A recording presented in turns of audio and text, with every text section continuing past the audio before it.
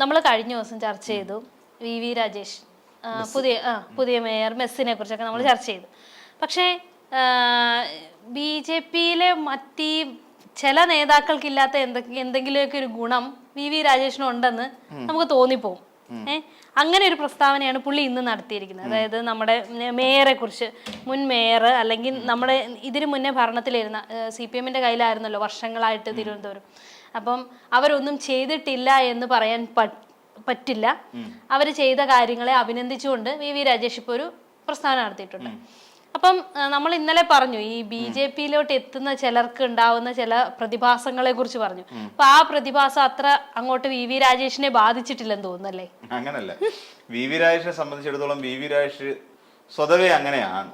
ചില കാര്യങ്ങളൊക്കെ വി രാജേഷ് പറയുന്നത് ശുദ്ധ അസംബന്ധമാണ്, അല്ലെ മണ്ടത്തരമാണെന്ന് വി രാജേഷിന് അറിയാം. അറിഞ്ഞുകൊണ്ട് അതിൽ സ്റ്റിക്ക് ഓൺ ചെയ്യുന്ന ഒരു പ്രത്യേകതര സവിശേഷത വി രാജേഷിനുണ്ട്. അപ്പൊ പറയുന്നത് ബെഡായി ആയിരിക്കും, അല്ലെ മണ്ടത്തരമാണ്. പക്ഷെ ഇത് ഈ മണ്ടത്തരത്തെ എങ്ങനെ ജസ്റ്റിഫൈ ചെയ്യും എന്നുള്ളതാണ് പിന്നീട്. ഒരു വായുന്നൊരു മണ്ടത്തരം വീണുപോയി കഴിഞ്ഞാൽ വി രാജേഷ് ഇതിനെ ജസ്റ്റിഫൈ ചെയ്യാൻ വേണ്ടി നടത്തുന്ന അതിക്രൂരമായ ചില ശ്രമങ്ങളുണ്ട്. അതില് വീണ്ടും ഈ നമുക്കറിയാലോ, ഒരു കള്ളം പറഞ്ഞ് ആ കള്ളത്തെ ന്യായീകരിക്കാൻ നമുക്ക് 1000 കള്ളം പറയേണ്ടി വരും എന്ന് പറയുന്ന പോലെ ഒരു മണ്ടത്തരം പറഞ്ഞ് അതിനെ ജസ്റ്റിഫൈ ചെയ്യാൻ വേണ്ടി വീണ്ടും മണ്ടത്തരം എഴുന്നള്ളിക്കുന്ന ഒരു സ്വഭാവ സവിശേഷത ഈ വി രാജേഷിന് ഉണ്ട്. അതൊന്നും ഒരുമാതിരിപ്പെട്ട എല്ലാ മലയാളികൾക്കും അറിയാം.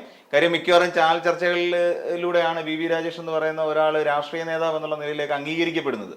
അതുവരെ മാരാർജി ഭവനിൽ വന്നു പോകുന്ന ഒരു സാധാരണ ഒരു പ്രവർത്തകനായിട്ടോ RSSകാരനായിട്ടോ ഒക്കെ പരാമർശിക്കപ്പെടുന്ന ഒരാൾ തന്നെയായിരുന്നു. ഈ വി രാജേഷിനെ സംബന്ധിച്ചിടത്തോളം വി രാജേഷ് വന്ന് വലിയ വെല്ലുവിളിയൊക്കെ നടത്തി. ഇവിടുത്തെ നഗരസഭ ആകപ്പാടെ തകർന്നു കിടക്കുകയാണ്, നഗരസഭയിൽ വികസനങ്ങളൊന്നും നടക്കുന്നില്ല, അങ്ങനെയാണ് ഇങ്ങനെയാണ് എന്നൊക്കെ പറഞ്ഞുകൊണ്ട് സ്വാഭാവികമായും ഏത് രാഷ്ട്രീയക്കാരനാണെങ്കിലും എതിർചേരിക്കാർ പറയുന്ന അതേ വാദഗതികൾ തന്നെയാണ് വി രാജേഷ് ഉയർത്തിക്കൊണ്ട് വന്നത് എന്നുള്ളതാണ് യാഥാർത്ഥ്യം. പക്ഷേ വി രാജേഷ് മേയറായി കഴിഞ്ഞപ്പോൾ വി രാജേഷ് ആദ്യം പ്രഖ്യാപിച്ചത് ബസ്സുകൾ തിരിച്ചു പിടിക്കുക എന്നുള്ളതാണ്. ആ ബസ്സുകൾ 113 ബസ്സുകളുണ്ട്. ആ 113 ബസ്സുകൾ തിരിച്ചു കൊണ്ടുവരും. മേയർ ആര്യ രാജേന്ദ്രനെതിരായുള്ള അഴിമതി കേസുകൾ ഉയർത്തിക്കൊണ്ടുവരും. ഇങ്ങനെ തുടങ്ങി നിരവധി പദ്ധതികൾ, കർമ്മ പരിപാടികൾ പ്ലാൻ ചെയ്തിരിക്കുകയാണ്. അപ്പം തിരുവനന്തപുരത്തിന്റെ വികസനം ഇനിയും മുന്നോട്ട് കൊണ്ടുപോകണമെന്നുണ്ടെങ്കിൽ വി രാജേഷ് വന്നൊരു പക്ഷെ പഠിച്ചിട്ടുണ്ടാവാം. പഠിച്ചു കഴിഞ്ഞപ്പോൾ വി രാജേഷിന് മനസ്സിലായി തിരുവനന്തപുരം ഏറെക്കുറെ വികസിച്ച് നിൽക്കുന്ന ഒരു നഗരസഭയാണെന്നും അതിൽ ഇനിയുള്ള വികസനം ഇതിന്റെ കൂട്ടിച്ചേർക്കലുകൾ മാത്രമേ സാധ്യമാവുകയുള്ളൂ എന്നുള്ളതാണ് കാര്യം. നമ്മൾ നോക്കിക്കഴിഞ്ഞാല് അവിടെ അവരുടേതായ ഒരു സിഗ്നേച്ചർ അവിടെ കൊടുക്കാൻ പറ്റും. കാരണം അതുവരെ ഭരിച്ച ഇടതുപക്ഷം തിരുവനന്തപുരം നഗരത്തിന് വേണ്ടി കാര്യമായി ചെയ്തിട്ടുണ്ട്. കാലാകാലങ്ങളായി ആ കാലഘട്ടം അനുശാസിക്കുന്ന രീതിയിലുള്ള എല്ലാ പ്രവർത്തനങ്ങളും തിരുവനന്തപുരം നഗരസഭയെ കൊണ്ടുവന്നു കഴിഞ്ഞു. ലൈറ്റ് മെട്രോ പദ്ധതി അടക്കമുള്ളവയ്ക്ക് തറക്കല്ലിടിയിൽ വരെ കഴിഞ്ഞതാണ്. സ്മാർട്ട് സിറ്റി പദ്ധതി നമ്മുടെ തിരുവനന്തപുരം നഗരത്തിൽ നടപ്പിലാക്കി കഴിഞ്ഞതാണ്. അതോടൊപ്പം തന്നെ സീറോ എമിഷൻ സിറ്റി എന്നുള്ള നിലയിലേക്ക് ഒരുപാട് അംഗീകാരങ്ങൾ പോലും പിടിച്ചു വാങ്ങിയ ഒരു കോർപ്പറേഷൻ കൂടിയാണ് തിരുവനന്തപുരം. അതോടെ കേരളത്തിലെ ഏറ്റവും അധികം സ്ത്രീകൾ തടിച്ചുകൂടുന്ന ആറ്റുകാൽ പൊങ്കാല പോലെയുള്ള ഒരു വലിയ മഹോത്സവം തിരുവനന്തപുരം നഗരസഭയിൽ നടക്കുന്നുണ്ട്. ആ ആറ്റുകാൽ പൊങ്കാലയുമായി ബന്ധപ്പെട്ടുകൊണ്ട് ശുചീകരണ പ്രവർത്തനങ്ങൾ വളരെ വേഗത്തിൽ കാര്യക്ഷമമായി നടപ്പിലാക്കാൻ കഴിഞ്ഞിട്ടുള്ള നഗരസഭ തിരുവനന്തപുരം നഗരസഭയാണ്. തിരുവനന്തപുരം ആറ്റുകാൽ എന്ന് പറയുന്ന സ്ഥലം മണക്കാട് കഴിഞ്ഞ് ആറ്റുകാലിലാണ് ഈ സ്ഥലം ഇരിക്കുന്നതെങ്കിൽ തന്നെയും അതിനപ്പുറത്തേക്ക് നഗരം മുഴുവൻ വ്യാപിച്ചു നിൽക്കുന്ന ഒരു പൊങ്കാലയുടെ സംസ്കാരമുള്ള ഒരു ജില്ല അല്ല എന്നുണ്ടെങ്കിൽ ഒരു സ്ഥലം കൂടിയാണ്, ഒരു കോർപ്പറേഷൻ കൂടിയാണ്. അപ്പൊ അവിടേക്ക് വന്നെത്തുന്നവരുടെ ബാഹുല്യം എന്ന് പറഞ്ഞാൽ നമുക്ക് എണ്ണിത്തിട്ടപ്പെടുത്താൻ കഴിയുന്നതല്ല. ഒരു ഓടെ കണക്ക് വെച്ചോ 1, 2, 3, 10, 15 എന്നൊക്കെ നമുക്ക് വേണമെങ്കിൽ പറയാം. എന്നതിനപ്പുറം ഇത്ര ലക്ഷം വന്നു എന്ന് പറയുന്നതിനപ്പുറത്തേക്ക് ഒരു നിജപ്പെടുത്തിയ ഒരു കണക്കുകൾ എവിടെയും സൂക്ഷിക്കപ്പെടുന്നില്ല. എന്തുകൊണ്ടാണെന്ന് ചോദിച്ചാൽ അമ്പലത്തിൽ രജിസ്റ്റർ ചെയ്യുന്നവരും പുറത്ത് പൊങ്കാല ഇടുന്നവരും വരുന്ന വഴിയിൽ സ്ഥലം കിട്ടുന്നിടത്ത് പൊങ്കാല ഇടുന്ന സ്ത്രീകൾ ഒരുപാട് പേരുണ്ട്. അപ്പൊ അങ്ങനെ ഒരു നിജപ്പെടുത്തി എടുക്കാൻ കഴിയാത്ത അത്രയും വലിയ ഒരു പൊങ്കാല നടക്കുന്ന ആ പ്രദേശത്തെ ആ നഗരത്തെ ഒരു അടുത്ത ദിവസം നമ്മൾ അവിടേക്ക് എത്തുമ്പോൾ, തിരുവനന്തപുരം നഗരത്തിലേക്ക് എത്തിക്കഴിയുമ്പോൾ അങ്ങനെ ഒരു വലിയ പരിപാടി ആസൂത്രണം ചെയ്ത ഒരു നഗരമാണോ ഇത് എന്ന് നമ്മൾ കൺഫ്യൂസ്ഡ് ആയി പോകും. നമുക്ക് സംശയം തോന്നും. അവിടെ ചിലയിടങ്ങളിലൊക്കെ ഇത് അടുപ്പുകല്ല് വെച്ചതിന്റെ ആ തീ കൂട്ടിയതിന്റെ ചില അടയാളങ്ങൾ എന്നുള്ളത് ഒഴിച്ചു കഴിഞ്ഞാൽ ഒരു പ്ലാസ്റ്റിക് ബോട്ടിലുകളോ അല്ലെങ്കിൽ പേപ്പർ ഗ്ലാസുകളോ കൊതുമ്പോ ചൂട്ടോ അവർ കൊണ്ടുവരുന്ന എന്തെങ്കിലും അവശിഷ്ടങ്ങൾ പോലുമേ അവിടെ ഇല്ലാത്ത രീതിയിൽ അത്രയും ക്ലീൻ ആക്കി ആ സിറ്റിയെ കാത്തു സൂക്ഷിക്കാൻ കഴിഞ്ഞത് അവിടുത്തെ നഗരസഭയുടെ ഏറ്റവും പ്രധാനപ്പെട്ട ഒരു വലിയ പ്രവർത്തനമായി തന്നെ നമുക്ക് കാണേണ്ടി വരും. ശുചീകരണ പ്രവർത്തനങ്ങൾ വേണ്ട വിധത്തിൽ ഏകോപിപ്പിക്കാൻ ഒരു ദിവസം കഴിഞ്ഞ പൊങ്കാലയ്ക്ക് ശേഷം, ഇപ്പൊ അടുത്ത പൊങ്കാല ആവുന്നു, കഴിഞ്ഞ പൊങ്കാലയ്ക്ക് ശേഷം MP രാജേഷ് നേരിട്ട് രാത്രി 2 മണി സമയത്ത് നിന്നിട്ടാണ് അത് ക്ലെയിം ചെയ്യാൻ വേണ്ടിയിട്ട് അവിടെ എത്തുന്നത്. അപ്പം ആ സമയത്ത് ആര്യ രാജേന്ദ്രൻ അവിടെ ഉണ്ടായിരുന്നു ഈ 2 മണി സമയത്തും. അപ്പൊ ഇതൊക്കെ കൃത്യമായി ഏകോപിപ്പിച്ചു പോകാൻ ഇവിടുത്തെ ഭരണ നേതൃത്വത്തിന് കഴിഞ്ഞു എന്ന വസ്തുത വി രാജേഷിന് ഇപ്പോഴായിരിക്കും ബോധ്യപ്പെട്ടത്. അതുവരെ ഈ പറയുന്ന എല്ലാ അഴിമതി എനിക്ക് തോന്നുന്നു ഒരു പക്ഷെ ഇവര് ഈ പറയുന്ന പോലെ ഇവരുടെ ഒരു രീതി ഉണ്ടല്ലോ, അതായത് ഇടതുപക്ഷത്തെ ഇങ്ങനെ അടച്ചാക്ഷേപിച്ച് ജനങ്ങൾക്കിടയിൽ ഒരു തെറ്റിദ്ധാരണ കടന്നാക്രമിക്കുക, എന്നിട്ട് ഒരു തെറ്റിദ്ധാരണ ജനങ്ങൾക്കിടയിൽ, കാരണം നമ്മളത് കാണണം, കാരണം ഇനി നിയമസഭാ ഇലക്ഷൻ വരുന്നുണ്ട്, അപ്പം അതിനു വേണ്ടിയിട്ടൊന്ന് എറിഞ്ഞു വെച്ചതാണ്.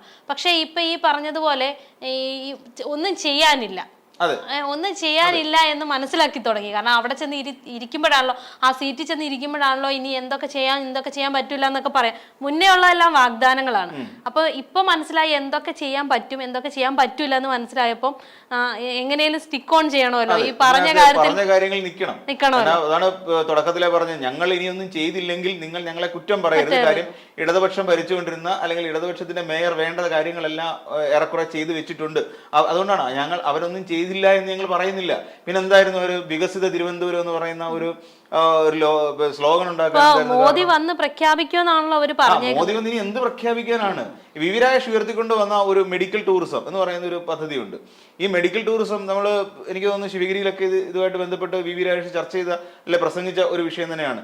വികസിത ടൂറിസം എന്ന് പറയുന്ന ഒരു പദ്ധതി, അല്ലെങ്കിൽ മെഡിക്കൽ ടൂറിസം എന്ന് പറയുന്ന പദ്ധതി ആ തിരുവനന്തപുരം നഗരത്തിനകത്തുള്ള ആശുപത്രികളെ തമ്മിൽ ബന്ധിപ്പിച്ചുകൊണ്ടുള്ള ഒരു പദ്ധതിയാണ്.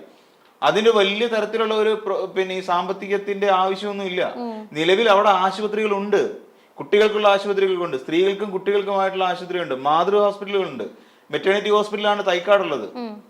അപ്പൊ ഇങ്ങനെ മെറ്റേണിറ്റി ഹോസ്പിറ്റലുണ്ട്, SIT ഉണ്ട്, കുട്ടികൾക്കും സ്ത്രീകൾക്കും വേണ്ടിയുള്ള പ്രത്യേക ചികിത്സ നടത്തുന്ന ഹോസ്പിറ്റലുണ്ട്, പിന്നെ തിരുവനന്തപുരം മെഡിക്കൽ കോളേജ് ഉണ്ട്, അതോടൊപ്പം RCC ഉണ്ട്, റീജിയണൽ ക്യാൻസർ സെന്റർ, അങ്ങോട്ട് ശ്രീചിത്ര ഹോസ്പിറ്റലുണ്ട്. അപ്പൊ ഇങ്ങനെ എല്ലാ തരത്തിലുള്ള രോഗങ്ങൾക്കും അവിടെ പറ്റിയ ഒരു അല്ലെങ്കിൽ ചികിത്സയ്ക്ക് പറ്റിയ വലിയ ഹോസ്പിറ്റലുകൾ സർക്കാരിന്റെ അധീനതയിലുണ്ട്.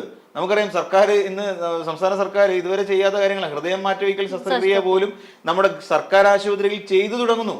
അത്രത്തോളം നമ്മുടെ മെഡിക്കൽ വകുപ്പ് അല്ലെങ്കിൽ ആരോഗ്യ വകുപ്പ് കുറേയധികം മുൻപോട്ട് പോയിരിക്കുകയാണ്.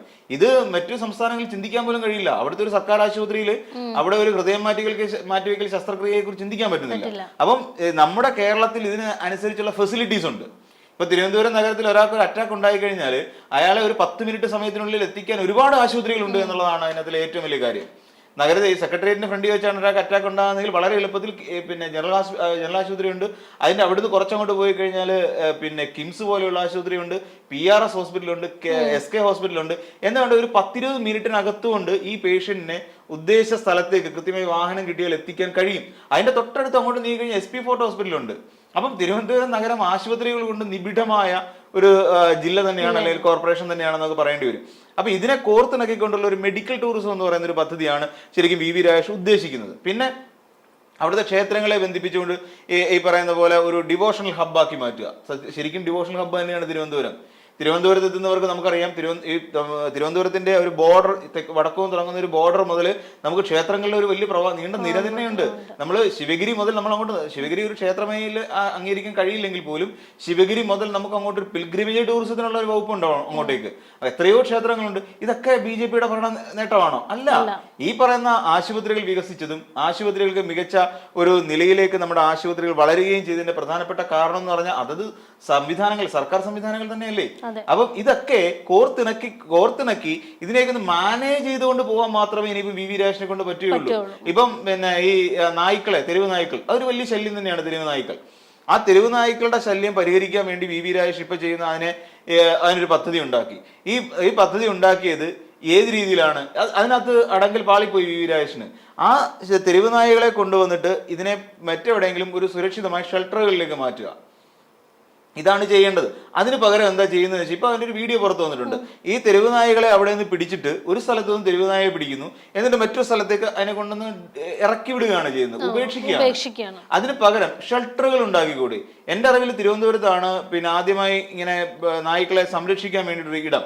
അതായത് ഇപ്പൊ നമ്മള് വീട്ടില് പിന്നെ നമുക്കൊരു വളർത്തുനായ ഉണ്ട്, അപ്പൊ അതിന് 4 ദിവസം നമ്മൾ അതിന് വീട്ടിൽ കാണില്ല എന്ന് ഉണ്ട് ഒരു ഇതുണ്ടെങ്കിൽ അതിന് ഡേ കെയർ പോലെ അല്ലെങ്കിൽ അതിനൊരു കെയറിംഗ് സെന്റർ പോലെ നമുക്ക് നമ്മുടെ ഡോഗിനെ നമുക്ക് അവിടെ കൊണ്ട് കൊടുക്കാം, പെറ്റ് കെയറിലേക്ക് കൊണ്ട് കൊടുക്കാം. കൊടുത്തു കഴിഞ്ഞാൽ എത്ര ദിവസം കഴിഞ്ഞേ വരികയുള്ളൂ, അതിന് ഇത്ര രൂപ ഫീസ് അടയ്ക്കണം, അതിന്റെ മെനു, അതെന്തൊക്കെയാണ് ആഹാരം കഴിക്കുന്നത്, ഇത്തരം സാധനങ്ങൾ നമ്മളവിടെ കൊടുത്തിട്ട് നമുക്ക് പോരാ. അവരവിടെ നായ ഡോഗിനെ അവർ സംരക്ഷിക്കും. അവർ നമ്മൾ വരുന്നവരെ അതിനെ വേണ്ട ഫീഡിങ്ങും കൊടുത്തു, ചിലപ്പോൾ എന്തെങ്കിലും ആ കൂട്ടത്തിൽ എന്തെങ്കിലും അസുഖങ്ങൾ ഉണ്ടാവണം അതിന്റെ മെഡിക്കേഷൻ എല്ലാം കൊടുത്ത് ഒരു നമ്മൾ കുട്ടികളെ ആക്കിയിട്ട് പോകുന്ന പോലെ നമുക്ക് സേഫായിട്ട് ആക്കിക്കൊണ്ട് പോകേണ്ട സ്ഥലങ്ങൾ തിരുവനന്തപുരം നഗരത്തിൽ ഉണ്ടായിരുന്നു. ഇപ്പോഴും അത്തരത്തിലുള്ള സെന്ററുകൾ ഒരുപാട്. ഇപ്പൊ പിന്നെ കുറച്ചുകൂടെ ഈ നമ്മൾ ഈ പെറ്റ്സിനെ കൂടുതൽ കെയർ ചെയ്യുന്ന ഒരു സമയം വന്നപ്പോൾ കേരളം ഒട്ടുക്ക് ഈ ഗ്രൂമിംഗ് സെന്ററുകൾ പോലെ നിരവധി സംഭവങ്ങൾ വന്നിട്ടുണ്ട്. പക്ഷെ തിരുവനന്തപുരം നഗരത്തിൽ അത് ഉണ്ടായിരുന്നു എന്നുള്ളതാണ്. അപ്പൊ ഇങ്ങനെ തുടങ്ങി ഒരുപാട് കാര്യങ്ങൾ തിരുവനന്തപുരത്ത് ചെയ്യേണ്ടതുണ്ട്. ഇപ്പൊ ഈ നായ്ക്കളെ പിടിച്ച് മറ്റൊരിടത്ത് കൊണ്ട് കളയുക എന്നുള്ളതല്ല, ആ നായ്ക്കളെ പിന്നെ ഈ തെരുവ് നായ്ക്കളെ എവിടെയെങ്കിലും കൊണ്ടുവന്ന് വന്ധ്യംകരിക്കുകയോ മറ്റോ ചെയ്തതിനു ശേഷം സുരക്ഷിതമായ ഷെൽട്ടറുകളിൽ ഒരുക്കി അതിലേക്ക് മാറ്റുകയാണ് ചെയ്യേണ്ടത്. അല്ല ഇവിടുന്ന് പിടിക്കുന്ന ഒന്നിനെ എടുത്ത് ഇപ്പം പിന്നെ തിരുവനന്തപുരം വട്ടിയൂർക്കാവിൽ നിന്ന് പിടിക്കുന്നതിനെ കൊണ്ട് ശാസ്ത്രമംഗലത്ത് തുറന്നിട്ടിട്ട് കാര്യമില്ല.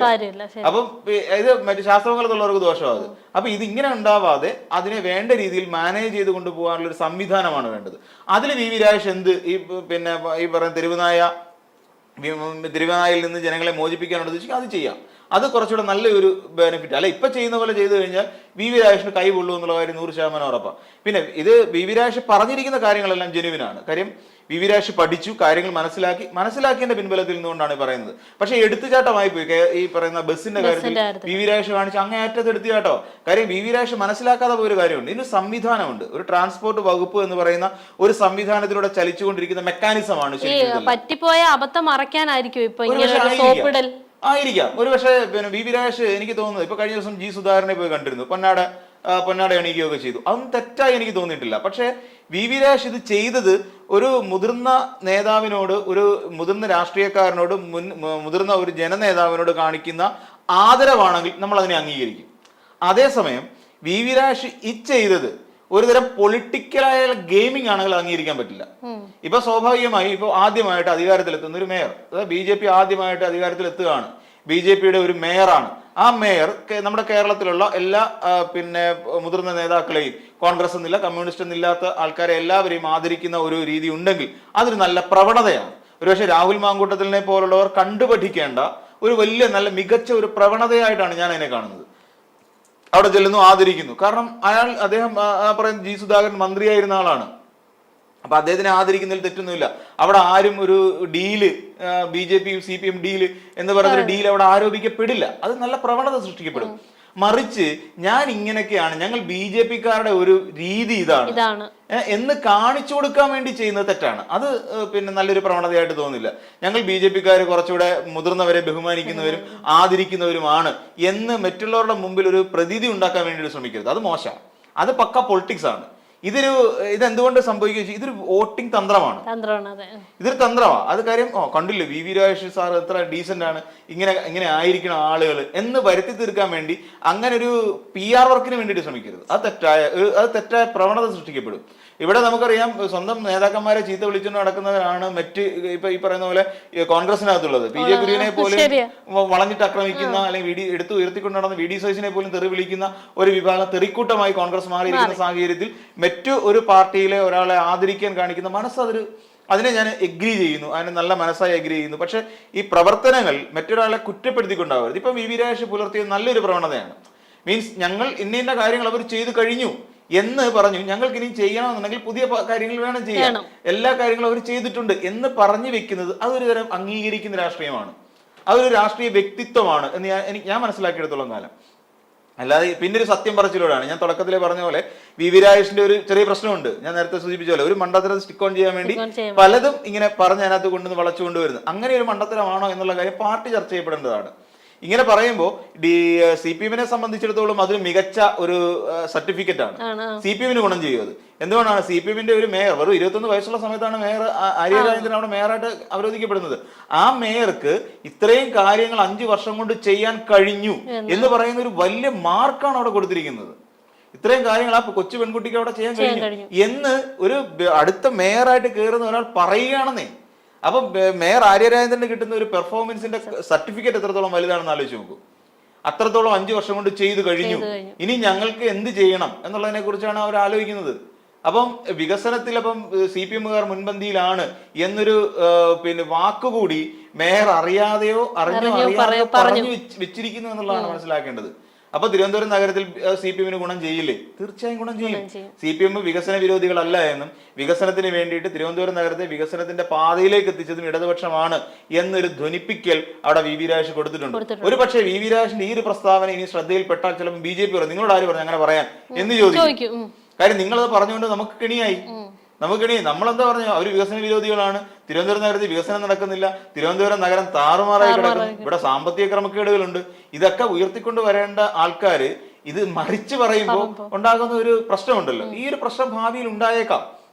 VV രാജേഷിനെതിരായിട്ട് ചിലപ്പം പാർട്ടിക്കുള്ളിൽ തന്നെ ഇപ്പം സുരേഷ് അടക്കമുള്ള ആളുകൾ അല്ലെങ്കിൽ അവരുടെ സംസ്ഥാന അധ്യക്ഷൻ പോലും ഒരു പക്ഷേ പിന്നെ VV രാജേഷ് ചെയ്ത് ശരിയായില്ല എന്നുള്ളത് ചിലപ്പോൾ പറയുന്നിരിക്കും. ഈ അടുത്ത സമയത്ത് ശിവഗിരിയിൽ പോയ സമയം VV രാജേഷ് പങ്കെടുത്ത ഒരു ചടങ്ങിൽ ഒരു സമ്മേളനം ഉണ്ടായിരുന്നു. VV രാജേഷിന്റെ അപ്പോൾ ഉണ്ടായിരുന്നു, എനിക്ക് തോന്നുന്നു അന്ന് PK കൃഷ്ണദാസ് ഉണ്ടായിരുന്നു. PK കൃഷ്ണദാസും പക്ഷെ എന്തോ എനിക്ക് ആ ഇരിപ്പ് കണ്ടപ്പോൾ എന്തൊക്കെയോ ചെറിയ പ്രശ്നങ്ങൾ എനിക്ക് ഫീൽ ചെയ്തു. കാര്യം VV രാജേഷ് വളരെ കൂളായിട്ട് വന്ന് അദ്ദേഹം മേയർ എന്നുള്ള നിലയിൽ അവിടുത്തെ അധ്യക്ഷനായിട്ടാണ് ആ സമ്മേളനത്തിൽ വന്നത്.